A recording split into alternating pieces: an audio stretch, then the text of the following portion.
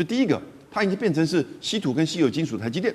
那第二个，所有现在你看到日本跟这些国家在做的所谓去风险化，去找矿也好啊，去签约也好，他认为看到去风险化的风险，那是更伟大的风险，更困难的风险，因为你要去风险化，可是你去风险化还没达成，你已经面临到严重的风险，断供、停产，然后呢，发现到要搞个5年、10年才做得出来。问题是5年、10年，人家到什么地步？人家价格、规模到什么地步？所以你永远可能会跟不上这个问题。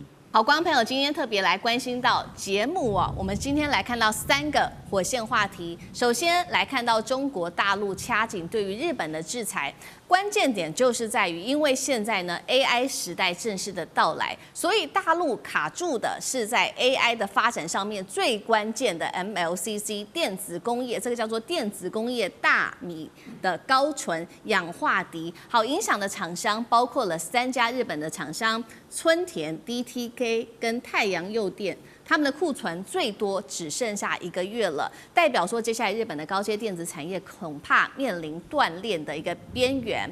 那么我们一直知道 MLCC 在日本来说它是霸主，但是如果说在上游它面对的原料又被卡住的话，代表接下来 MLCC 也会出不来，霸主地位会被掏空吗？这件事情就会比较严重了。第3件事情，我们来看到，所以日本就非常的担心啦。他现在在全世界来找稀土，来找替代，找新的供应链，但是真的有用吗？因为关键的这些技术哦，其实呢还是掌握在中国的手里。去中化真的有可能吗？今天就这些议题，我们会一起来做关心。好，赶快来关心到是中国大陆这一次出重手，刚刚提到的就是日本科技业的心脏。AI 供应链的关键材料 MLCC 叫做电子工业大米，之所以重要，是因为它掌握了这一些最重要的高阶电子产品，都需要用它。有哪一些呢？观众朋友平常使用的这些 AI 啊、手机伺服器啊，或者是电动车、军工雷达，其实都需要用到它。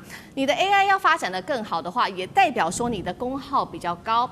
功耗高的话，就需要这种 MLCC 的原料来稳住电力，而 MLCC 要稳定住的话，这个关键点就在于这当中要放入大约是1%到2%的这种高纯氧化锑哦，才能够继续保住它的稳定性。但是现在的关键是中国去卡日本的氧化锑，而且没有其他的材料可以来做替代。刚刚讲了，直接。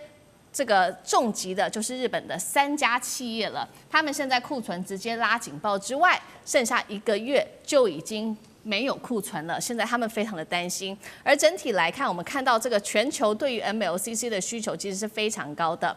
到2027年，光是我们看到 AI 这个领域 MLCC 的需求就已经高达1500吨，而全球1年也只不过可以供给大约是3500吨，也就是说呢，光是 AI 一个产业就已经占全球1年需求量的40%了。所以呢，我们看供给量吃紧，价格也直接受到影响，单日的价格直接暴涨超过8万人民币，每吨现在均价来到了新高，是134万元人民币。而过去高阶 MLCC 主要是日本跟韩国在主导、在掌握的，但是现在看的也不只是只有技术而已了，而是看谁可以拿到这个更上游的原料。没有重稀土 ，AI 供应链等于直接被卡死。所以这3家厂商，我们刚刚提到的春田、DTK、太阳诱电，在中国的制裁之下，到底会造成多大的影响？对于产业的冲击，尤其是库存，现在只剩下1个月了。现在担心会不会上演当时被断屋造成的关东化电、中央硝子直接停产的剧本，会不会又再上演？赖老师怎么看？我觉得不能排除，而且很有可能。这个道理很简单，就是说。除非日本能够从中国以外的地方获得它所需要的相关的原料，从中国以外啊，不然的话，他们从中国大陆这边是不可能获得的。原因很简单，即使日本比一般的国家、比一般的企业更具有风险意识，即使日本比一般的国家更有经验，跟中国大陆在稀土这部分有过交手啊，日本也曾经用稀土的方法去卡韩国人。当时日本也是做同样的事，也就是把这个洗涤剂控制在手中，不让韩国人使用，也造成山西的重挫。这个都是过去日韩之间有关于稀土战或者关键原料站里面，日本曾经使用的手段，中国大陆也对日本使用过同样的一个手段，所以日本是很有经验的，很有经验。因此，日本的企业比一般国家的企业的存量更大。可是日本万万没想到的地方是在于，这一次日本碰到的是中国把稀土已经是制度化了，也就是说，没有修改这些法规之前，所有的稀土的出口都必须要按照这个法规来做。是。那这个法规里面规定就是说，如果用在军方的，是绝对禁止出口。任何原料，只要是用在军事方面的，绝对禁止。军民两用的，那就要对方来报告它用在哪一些地方。可是如果对方的企业是跟日本的军方企业有直接或是间接关系的，这些也会被限制在内。它的审核会更漫长，它本身的条件会更加的严格。所以在这个情形下，我们看到，除非日本的企业它宣布它跟日本的军工企业是毫无关系，是切割任何关系，它的制造出来的产品也不会被日本的军方企业所使用，用在武器装备上。你必须要做到这一点。那这一点对日本的企业来说，那我们在问的问题就在于，当日本的政府它现在要更多的去发展它的国防工业、军事工业，那请问一下，这一些企业就是现在传出来有风险意识高的这些企业，它跟日本的军工企业是任何关系都没有吗？跟日本的国防部任何关系都没有吗？不可能嘛！你看它的产品就很清楚的知道它会被使用在军事国防上。那在这个部分里面，请问日本如何把这个边界线画得清清楚楚、明明白白？很困难。所以我的推断日本如果没有办法从中国以外获得这些稀土的话，它会面临非常危险的地步。也就是说，它断供或者断产的可能性是存在的。永久关厂是不一定，因为那要看未来的局势的一个改变。但是你没有原料了，你就不可能出货。你不可能出货，那你基本上你就会出问题嘛，这是很简单的一个道理。好，所以我们初步统计起来，中国大陆先前是祭出这个钨的限制，现在是做这个氧化锑的限制。那我们刚刚看到了嘛，3家日本的知名企业恐怕再剩1个月就会没有库存了，包括再重复一次春田、DTK 跟太阳诱电等等。那现在也代表说，中国这么一卡的不只是 AI 的整体供应链，还有军工产业在这个，还有国防产业、军工产业在日本的发展吗？那厉将军又怎么看？这 MLCC 会大爆发的需求，主要是 AI 的伺服器哈。一个 AI 的伺服器，它总共单纯的伺服器，它就需要到2.8万颗，是一般伺服器的13倍的需求量这么大哈。如果说是没有这个 MLCC 的话，那你 AI 就没办法运作。除此之外未来我们现在很流行的，包括电动车或者是高端的消费性电子产品，包括我们手机这一类，都需要有 MLCC 哈。那 MLCC 它为什么具有这种优势呢？它有几个特性，第一个它体积很小第二个它的容质范围很广那第三个它的这种高频的这种特性，所以它用在电子元件上面来讲，它是一个最核心的一个这种被动元件它可以滤除杂波，也可以储存电荷，也可以稳定电压所以广泛的用在 AI 的伺服器，还有这个我刚刚讲的，包括电子产品、电动车等等都需要。但是你要制作这种 MLCC 高端的 MLCC 的话你就需要氧化锑。那它要氧化锑，不是普通的氧化锑就可以，必须要纯度很高。我们现在看到，它要加入1%到2%的这种氧化锑这纯度这种锑的纯度要到这个5N。什么叫5N呢？就是5个9几 N 就是几个9，就是99.999%可以纯度要是非常的高。那如果说你没有那么高纯度的氧化锑，你就不能做出你所需要 MLCC。譬如说简单的讲MLCC 来讲的话，这种高端的它可以这个有很好的，譬如说举个最简单的例子，譬如说我们电动车里面，那引擎室里面温度很高你必须要能够在这种高温之下，它能够保持正常运作。那你没有加入这么高纯度的加到1%多到2%这这种5N 级的这种氧化锑来讲的话，你的 mLCC 就不能够抗这个高温。所以我们现在未来电动车因为已经是里面温度很高嘛，所以你就必须要用这种高温。除此之外，我们看到我们讲NVIDIA 好了，NVIDIA 我们都知道它是下一代的这种运算平台 GPU 200你知道它现在下一代的，它这一代的这个是用到一个 GPU 200的平台是用到差不多6500颗的mLCC，那下一代它要增加1倍到13000颗的mLCC，你想想看，这未来的需求量是多么的庞大。那你没有这个元素，你根本就未来不管是 AI 电动车这个新一代的这种电子产品，你根本做不出来。那现在关键就是这个镝这个元素，这个镝这个元素也算是这个稀土里面很重要一个项目。我们讲说重金属里面一个就是镝嘛。那如果中国现在在这种提炼的技术上面卡住日本的脖子，我觉得。当然就卡住全世界的 AI 的发展。那未来不管是日本这个 mLCC 做不出来，就会影响到，甚至影响到这个辉达都会受到影响，更不要说美国其他的这种 AI 企业当然会受到影响。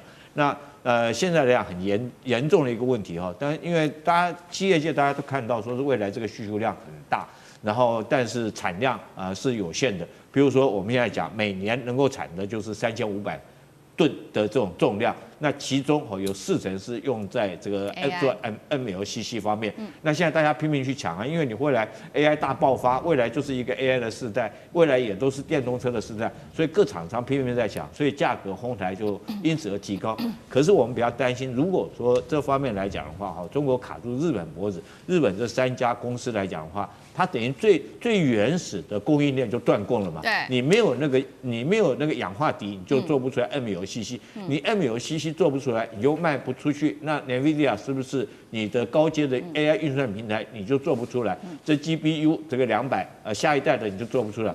所以我认为说是中国在这个稀土尤其是重稀土方面。如果从这边卡住日本的脖子这个从最原始的端卡住日本的脖子，我相信这个不只是日本，包括到美国可能会因此未来的 AI 发展都会受到很大的限制跟影响。好，所以中国的这一招很高招是从最源头来开始做限制刚刚特别提到这个稀土里面的氧化锑这个原料，那现在日本如果拿不到从中国来的货怎么办呢？他开始寻求其他国家的帮忙。现在他进行的国家包括了去澳洲找、去印度找，或者是去非洲去找，那还布局了包括在深海里面，还有在这个新矿园去找。但是刚刚其实将军有帮我们特别提到了这个氧化锑，它最需要的就是这个纯度达到5N，所以代表说像类似的氧化锑的技术，包括这个冶炼分离跟提纯。其实还是高度集中掌握在中国大陆的手里的，就算有了这些氧化锑的货，这个日本也没有办法进行这种冶炼等等，这是一个问题。那另外就是先前中国大陆还卡住这个钨导致了这个日本企业现在仍然在继续的找寻替代来源。现在钨的价格根据媒体的报道已经涨了3倍，纯度也不足，已经导致了关东化电还有中央硝子只能宣布永久停产。好，现在呢我们看到从这个等于从钨一直到氧化锑，日本的高科技的关键材料会不会进入这种临界库存的时代？日本有办法找到替代来源吗？那杨老师又怎么看？中国大陆其实管制的是针对日本的就是军工产业，那但是第一个就是这些产品它本来就是军民两用你很难去绝对的划分。那第二个是日本的这些公司，它其实既做军事也做商业，那因此你就整个会拖延你要证明你在申请。就是民用的，大陆对日本的民用产业事实上是没有禁止，可是因为刚刚这2个因素，就使得你的这个申请的过程一定拖延很久，然后呢，可能一定会受到影响。那现在影响的还只是就是在日本的制造业的上游，你讲春田TDK 这还是上游那他们如果一旦停产或者是一旦减少产量的时候呢，那下游就会受影响了。下游是真正的制造业你比如说东京比如我们讲的六氟化钨，它是个气体，半导体制造所需要用到的。那你像东京微创像是 Sony 那就会受影响那甚至连我们台积电都可能会受到影响。然后呢，像是氧化锑的话，那信越化学或者是 Toyota、那 Honda 这些都会受影响。为什么？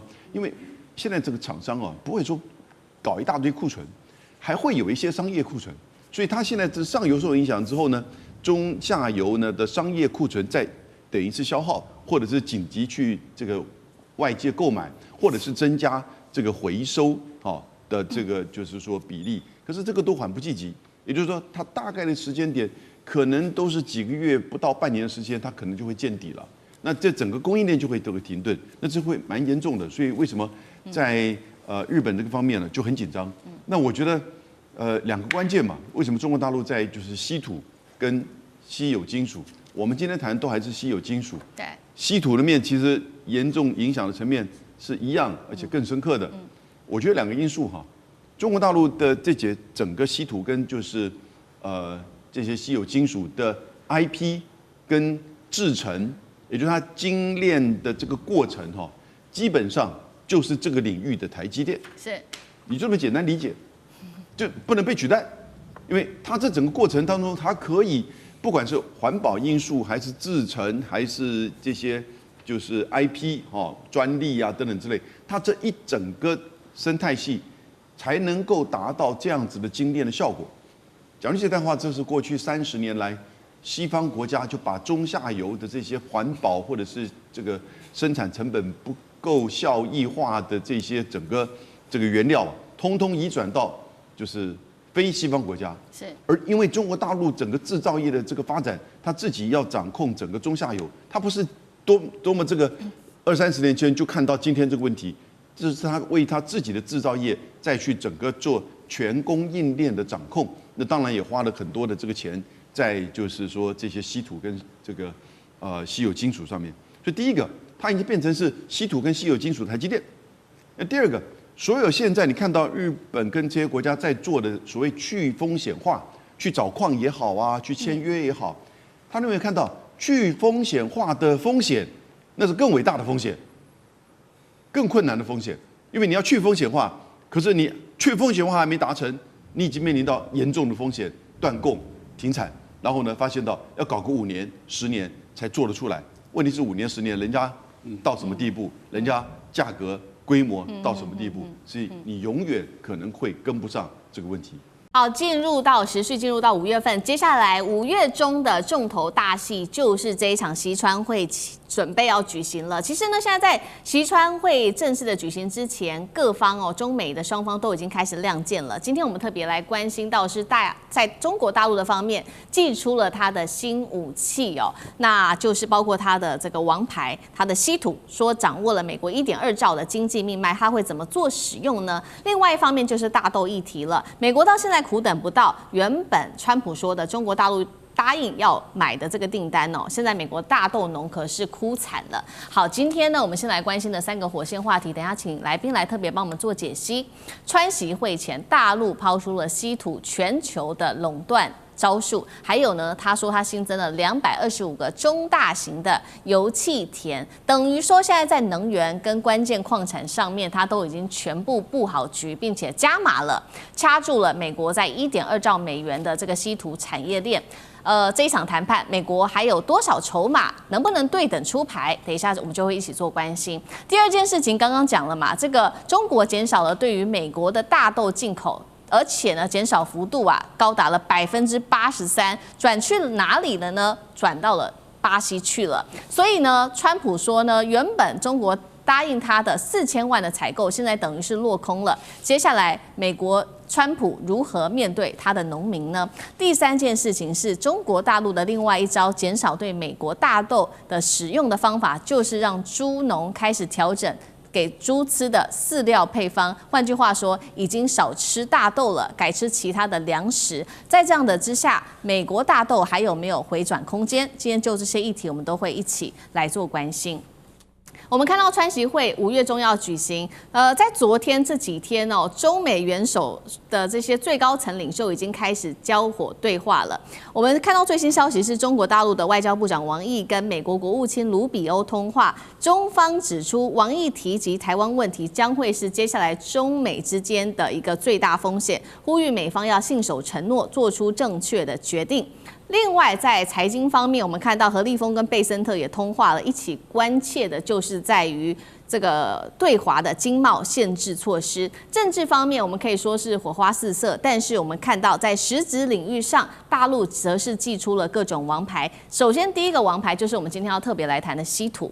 大陆的资源部这边讲了，他说现在包括稀土在内，一共是14种的矿产储量，以及17种的矿产产量都居世界第一，而且呢，他们现在还有发现了225个中大型的油田以及气田，等于掐紧了美国的重要1.2兆美元的稀土经济命脉，占美国 GDP 的4%。而7种稀土当中，来自于路透社的最新报道。他说，7种稀土当中，光是这前5种稀土啊，产量更是接近了100%。那所以节目一开始要特别请教张将军怎么看了？去年中国管制稀土啊，让美国求挠。那么稀土这一次能不能中国靠稀土让美国认输呢？尤其是在这个美伊战事里面，有看到美国的武器消耗非常多，稀土的用量恐怕会需求越来越大。那张将军怎么看？我认为稀土是中国大陆的优势。因为中国大陆以前有一句话，这个中东有石油，中国有稀土。那美国稀土获得的数量，决定了美国军工的总产量。我们知道，包含发动机都要稀土哦，包含通信设备、资讯设备，还有一些这些我们所讲到的电站设备、电子设备、光伏设备。通通都要稀土，包含我们讲医疗用的这些器材也要有稀土哎。那为什么中国大陆在这一方面稀土它有优势？全世界的稀土的储量是1.2亿吨，那中国大陆就除了就是它的储量是4400万公吨，你看就占了1/3。1亿2千万，4400万，就知道占1/3。但是我们现在看生产量，这个问题卡在生产量。对，生产量，中国大陆在去年2025年，中国大陆生产了27万吨的稀土出来了，这些你们都要的啊，这些山啊、者啊、主啊、这些坑啊，都是你们要的，总共27万吨，27万吨占了全世界的需求量的70%。你这个其他的所有的，你刚才讲到的，包含巴西、马来西亚、越南。俄罗斯通通加起来，你们通通加起来只占30%而已。你说这是集中在中国大陆，为什么中国大陆的稀土的开采的工具装备，中国大陆是领先的？而且要知道，开采稀土是有环境污染，甚至开采稀土会有放射线哦。这个都要就把关的，不是说我来挖就挖了，有放射线你不要得癌症了，我跟你讲。那放射线不然你的细胞变成病变哦。你不要不知道哦，中国大陆在这方面技术上已经控制，所以它储量最多，产量也最多。好，那美国是全世界最大的兵工厂在哪里？在美国。我刚刚讲了，发动机所有通知设备、通电的设备、无线电都要有稀土，那我是不是就掐你？因为我刚刚讲过了，美国的稀土的获得量决定了美国的军工的总产量。你稀土来的少，那你就做那么多了。那现在有个问题卡在一个地方。因为包含美国、包含日本的都希望回收稀土，就是说，这个发动机报废了，是不是？还有这个无线电装备报废，里面有稀土，我们把它炼出来。但是问题是，这 reuse 啊，就 recycle 啊，缓不济急。你回收那么多稀土，回收的就那么多。对。那你还是要回到中国大陆去买？那中国就是卡这个。所以我认为这一次5月14号，川普到中国大陆访问，一定会谈稀土。你宽一点，因为我们这边呢，生产设备、人力都没有问题，但是原料没有。我们知道生产一定要有原料，稀土缺在这个地方，所以我认为不是光谈大豆啊，还有贸易的问题，稀土问题绝对也是台面上的一个主要议题。好，稀土问题会成为这次川习会的重点哦。那么中国现在因为刚刚说了嘛，掌握了原料，还有这个整个的产量跟技术。那美国呢，也在这个时候赶快希望能够上紧发条，来在稀土方面去中化。那他做的方法就是在美国自己的本土建立一个稀土的加工厂。另外呢，在其他国家也有布局哦，在马来西亚跟巴西也盖了稀土精炼厂。他的目标是在明年2027军工稀土可以全面不依赖中国，真的有可能吗？那研究机构也示警了，说真的要摆脱中国，你要10年的时间才有可能做得到。另外再来看到是其他西方国家，现在德国跟英国也说了，我们一起来合作建这个稀土的开发。那代表现在包括从美国到欧洲国家，好像都可以看大陆的脸色吗？厉将军怎么看？大家会不会觉得奇怪？以美国科技这么先进的国家居然它没有稀土，为什么是这个样子？反而中国有稀土，为什么是这个样子？这个是要从2015年开始说起，因为稀土的提炼是一项就像是张将军刚刚讲的，是一项高污染的工作它必须要用这个工业酸来稀释，然后才能够从中来萃取出来那像这种脏活，平常讲美国人自己不做当然我们都知道稀土其实它不稀了，全世界很多地方都有。大家记不记得，在这个俄乌战争，川普最早的时候跟泽伦斯基所提出来的条件就是你要把你的稀土的矿产给我。所以包括到乌克兰，包括到我们知道澳洲甚至于说是这个越南都有产稀土。可是重点在提炼。那美国从2015年以后，他认为这是高污染的脏活，他又不做。那我跟中国买就好了，中国有炼我就跟他买。但是没想到这10年下来，他这个技术完全断层。但在这10年的过程之中，中国不断的精进它稀土提炼的工程，所以到现在我们讲说是稀土又有分重稀土跟轻稀土。那现在你刚刚讲的说有一些有一些国家有些厂商他们也可以提炼稀土，可是你要注意到他们提炼的是轻稀土，重稀土在技术提炼上面它还提炼不出来。其中我们刚刚讲这7种重稀土里面前面那5种这个三杂特摘硫几乎都是中国100%要中国才能够提炼出来。那对美国影响有多大呢？今年这个当然去年这个中国大陆跟习近平跟川普在这个韩国会谈之后中国有解封了，就是让有些稀土可以出口到美国。那对川普来讲的话，如释大负。那当然，美国也释放出一些善意，譬如说在关税方面就不敢再对中国做这个卡脖子的卡关但是中国释放的毕竟是有限的，它还会管制，所以美国就想说自己来采购它必要的。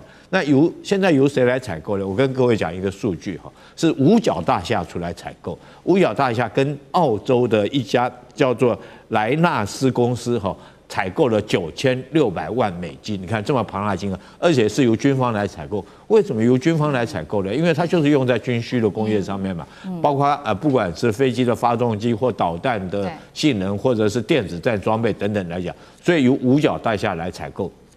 可是为什么要跟澳洲这家纳西莱公司采购？因为他认为澳洲不是属于你中国的。那澳洲这家公司在哪里提炼稀土呢？在马来西亚生产。好，大家想说那就不就是这个绕开中国大陆了吗？他买的也是中稀土，可是大家忘了，这个马来西亚这个后面真的是在主导的还是中国大陆啊。所以如果中国大陆这个技术、这个配方不给马来西亚这家这个在澳洲在马来西亚设厂这家澳洲纳西莱公司来讲的话，他们还是做不出来。所以回归到原点。你这个东西就是绕不开中国，尤其是后续来讲，可能还有很多专利的问题。就算是你美国要设厂，那你这个专利问题还是绕开不了中国大陆。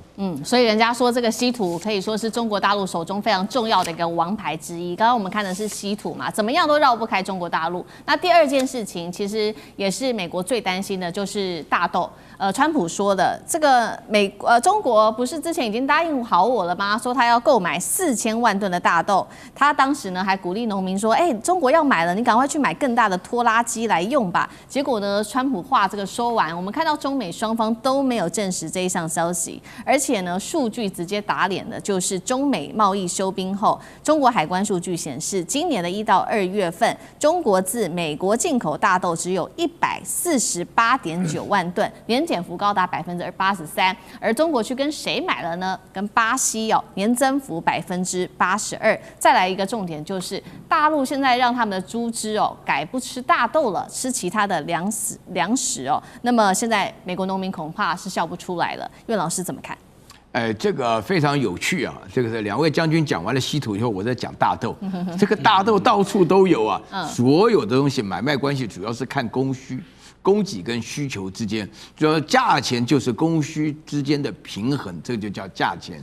那么你这个东西的话呢，就是奇货可居啊，你非要不可。比如说台积电的这种超高级的芯片啊，你非要不可的话呢，价钱越高，人家抢着买。那稀土这边的涨价也有人抢着买啊。大豆这个情况就不一样了啊，大豆呢涉及到3方面。首先，第一个呢，大豆基本上呢没有任何技术性可言啊，像我们这个北方人的话呢，老早东北就有大豆啊，大豆不稀奇，大豆的话就是也不算美国机械生产量很大。再加上基因改造，这个我们没话讲。但是呢，这个大豆你刚刚看那个数字非常清楚，就是不从美国买就从巴西进口，这个就是一个政治上的策略。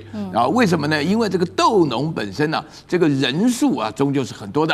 美国地也很大，大家知道，美国像艾欧瓦或者说是这个凯罗来纳那种大豆田的话，哇不得了啊，那个就用飞机施肥啊，用飞机来消这个叫杀虫啊什么的。那么这些量呢非常大，那么这些人数也非常多，那么他们会直接影响到这个川普的这个选票，那么这第2点原因。那么这个第3点原因的话呢，大陆为什么要进口这么多大豆呢？就我们吃不了这么多豆浆的，我们榨的这个大豆油也是有限的，主要是给牲畜用的一个肥料啊，吃的饲料啊，不是肥料是饲料。那么在这种情况下呢，对大陆的改变呢，我告诉大家一件非常重要的事情，就是说没有科学做不出来的东西。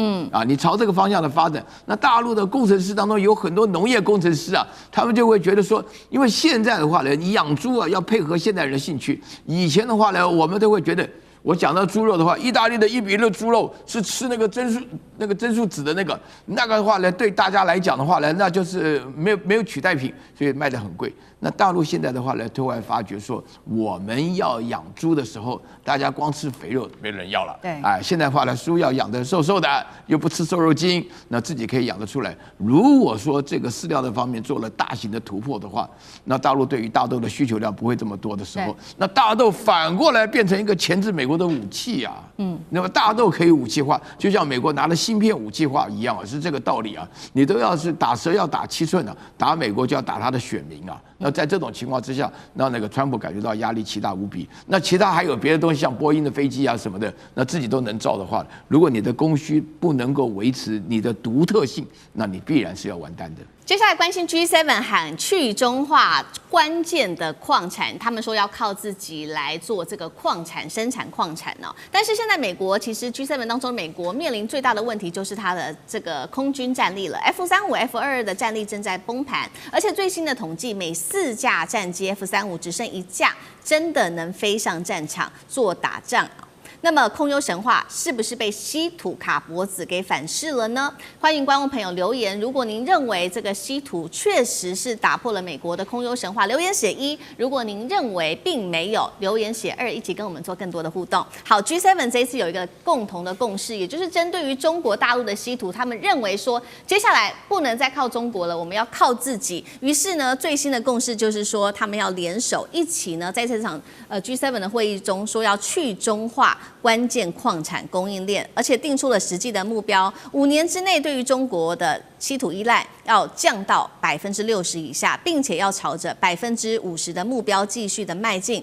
G7 的这些领袖们，他们还达成了另外一个共识，就是说，接下来呢，我们要一起协调做一个平台，把成员国的力量全部纳入。接下来我们要一起做，不管是这个回收的利用，或者是一起推进在新的矿山上面来做开发、开采，都要一起来努力。好，这个共识是达成了，但是真的要做，需要非常长久的时间。尤其现在美国的军工产业真的是非常的紧张，来看到这个缺乏的稀土对于它的战机的战力，还有它的生产到底有多大的影响，这是美国自己说的。美国政府的问责局 GAO 发布了最新报告，他说呢 ，F-35呢战机2025年妥善率只有25%，意思是什么呢？就是每4架 F-35的战机里面只有1架是能够正常的出任务的，这是来自于 GAO 最新的报告说的。这个数字创下2021年连续第5年的下滑了。那真正卡死的这个报告也提到了是说，不是说因为这些零件常常故障，而是呢他们一直在等零件等不到啊，而等不到的零件包括了他们特别提到了2个，一个是座舱盖，另外一个是发动机，他们说呢一直都长期缺乏，而关键的因素之一就是受到中国大陆稀土卡脖子，成为他们缺乏这个零件的关键原因。再来就是呢，中国大陆卡住稀土，还对于美国 F-35隐形战机还有战斧巡弋飞弹所需要的这个磁铁来源，也就是拿不到了，所以他们怎么办呢？他们就是找这个数十年前在法国一个破产工厂所遗弃的山废料来做使用，竟然是用这种废弃工厂盟友的废弃工厂的山哦。那最后我们也来看到了呢，五角大厦一直想要升级它的 F-35，那使用的计划就是用这个氮化镓的雷达来做升级，但是同样的，这个中国大陆还是卡住了这个稀土，尤其是镓的出口，让它的这个计划5年一直迟迟的卡关，一直升级不了。所以今天节目一开始，我们特别关心到，刚刚说了嘛，美国最先进的巡弋飞弹，还有呢它的逆中战机，都必须要靠盟友的这个废弃的稀土厂来维持生产，甚至说 F-35有4架，只有3架没有办法如期生产，恐怕都跟稀土有关系，代表中国大陆已经可以精准的掐住美军高端武器生产吗？赖老师怎么看？当然是啊，因为我们都知道之前啊早就传出来啊，美国的 F-35战机虽然号称先进，但是它的这个使用率啊只有50%，那时候是只有50%。这是在今年的前半年的时候，我们在讨论这个问题的时候，也就是2024年他们的调查发现，美国的 F-35战机，你买了100架，结果你事实上能使用的只有50架。也就是说，随时能够接到任务就起飞的50架，50架是起飞不了的。那当时就在追究这个原因到底在哪里？因为 F-18战机可以高达80%，78%到80%，甚至最好的机场还可以到85%，而 F-35战机最好的就是50%而已。原因在哪里？第一个，他们发现它的设计太复杂，所以维修非常困难，这是第一个，所以维修的时间很长。第二个，它所需要的这个料件太多了，太复杂了，而且获得不容易。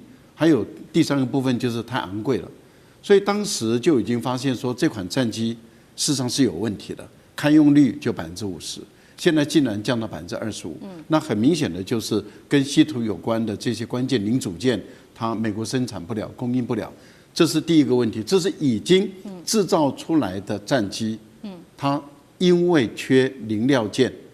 然后这关键的零料件跟稀土有关，而它的使用率只剩下5%。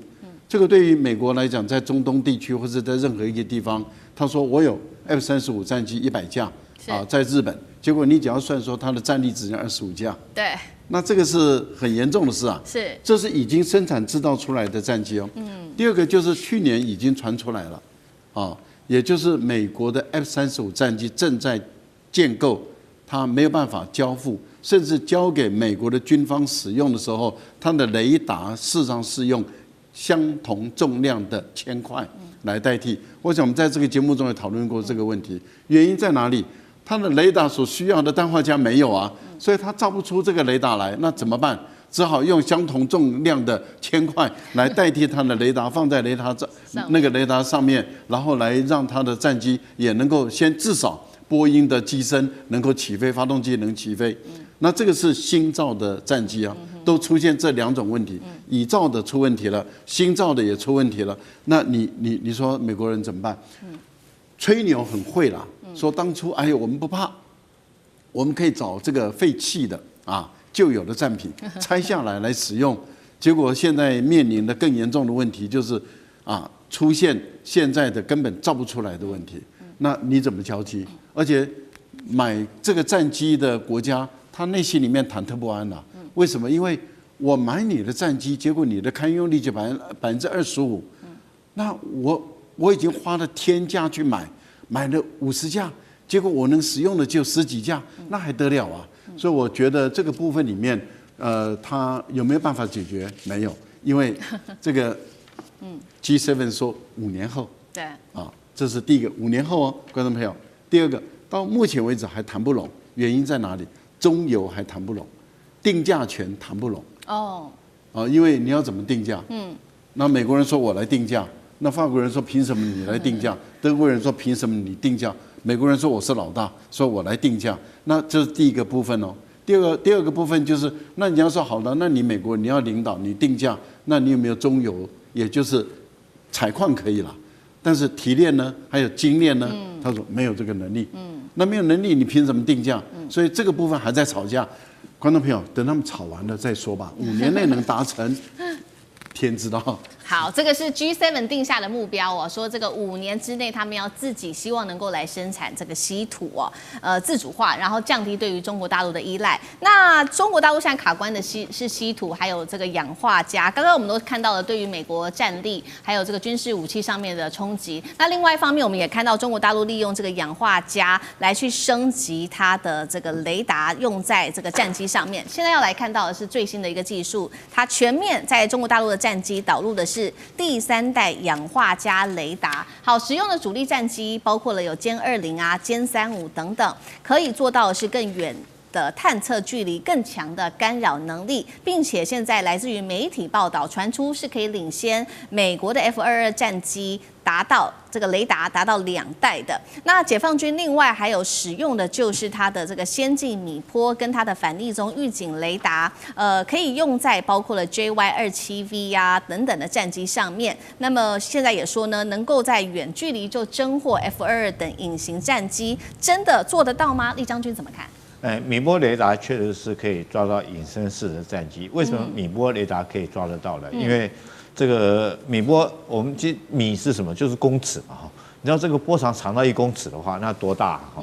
那通常飞机上面能够吸收雷达波的这种涂料，你不可能厚到1公尺这么厚的涂料，大概只有0点几公分的这种涂料。所以说，它只要是米波雷达就可以收得到。但是问题是说，米波雷达通常这个体积都很大，你很难把它缩小装到飞机上面哈，这是它困难的地方。但是装在用地面上面来探测这个 F-22这战机，是以现在的科技来讲，是理论上面是绝对没问题的。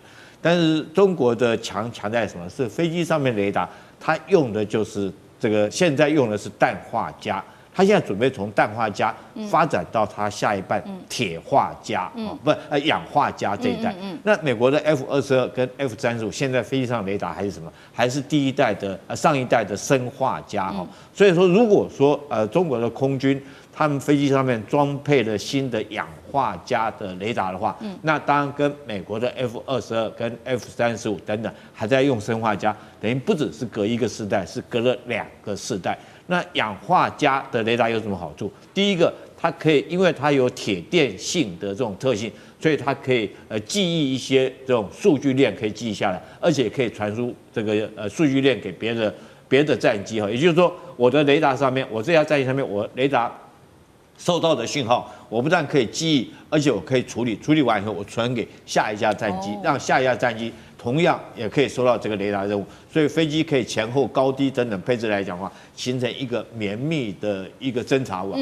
那这个现在来讲的话，这个氮化镓已经是现在这一代所使用氮化镓雷达有多厉害了。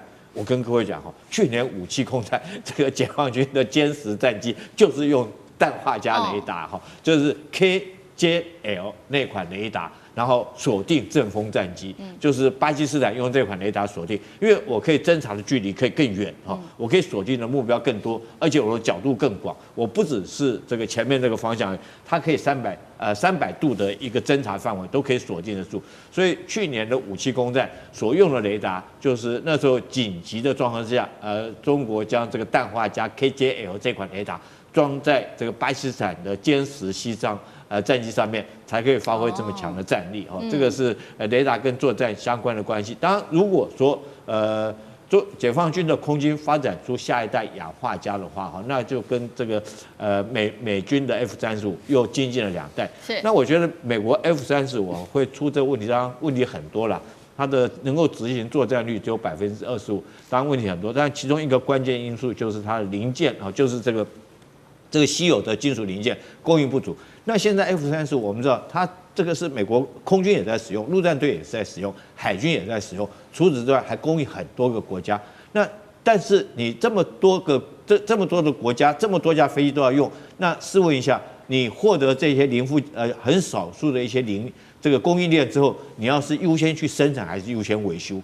我跟各位讲哈，它不只是新鲜，它优先的不是生产，也不是维修，它优先在什么？你知道？优先给以色列。所以以色列来讲，我们现在看到这个妥善出行率只有25%，可是以色列出行率很高哦。所以你看美国对以色列有多好，它可以让自己的飞机挂一个铁片就飞上去，然后或者是说这个维修的飞机妥善率降那么低。可是从这个东西里面哈，你就可以知道这些洛克希德马丁公司哦，这个对以色列来讲的话，他们认为可能以色列是面临在做战备的状况之下哈。所以优先支援以色列，然后让自己的妥善率降到这么低。好，美国自己都自身难保了，还会想到以色列，对以色列真的非常的好哦。那我们也来看到说，这个 G7 他们喊话要去中化，真的做得到吗？杨老师要怎么看？我们讲到这个 F-35啊，其实它在稀土跟这个稀有金属分别2个层面，过去都有相当高的依赖，就是中国供应链。然后呢，因为要去风险化，结果呢就出现问题。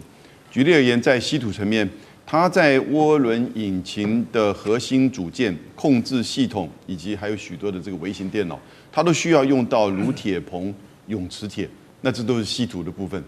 曾经有一家美国很有名的公司叫做 Honeywell， 它也是就是等于是国防工业的承包商之一，就发现到它有用到零件当中使用到中国的这个稀土的原料，结果把它给停掉。这个停掉它的时候，就也造成自己整个生产的停顿。那第二个，你讲到我们刚刚提到的2个稀有金属哈，6氟化钨或者氧化镝，它会影响到什么呢？影响到那些隐形涂料啊，或者是精密的导引飞弹雷达系统。那你这些，你如果缺乏这2个东西，你还能够去维修，你还能够去生产吗？那现在 G7 讲的当然不只是针对军工产业或者 F-35而已，它是整个供应链。可是后来我看了一些资料哈，你知道中国到现在对于整个稀土的供应链投资多少？这个资料其实很难去做整理，大概至少将近有100亿美元，甚至几百亿美元。而如果你把相关的这些产业配合的电动车啊等等之类，那是上千亿美元的投资。而我们现在看到，G7 只想要花多少钱？在就是他没有讲花多少钱，他说2030年以前要能够降低到60%以下，现在是多少？90%。所以你能不能够降低30%呢？我觉得他们其实基本上就是去寻找新的矿源。但我们刚才2位都讲过，对，你新的开矿来不及嘛，缓不应急。然后呢，第二个就是去加强回收技术，可是那个成本很高，而且呢也有限啊。然后呢，你时间不等人，你做更多的投资。我看到日本的信越化学说要投资350亿日元，结果呢只能够做到日本所需的1%。那你剩下的89%怎么办？是。所以事实上，在整个投资的比例上，在技术上，以及我们刚刚谈过的你要去风险化的风险，其实都要考虑进去。可是要不要去做这些事情呢？G7跟日本看起来还是一个大的方向，他们要做，只是他们能够忍受这种缺货，忍受这种供应链的这种中断，能够忍受多久的问题。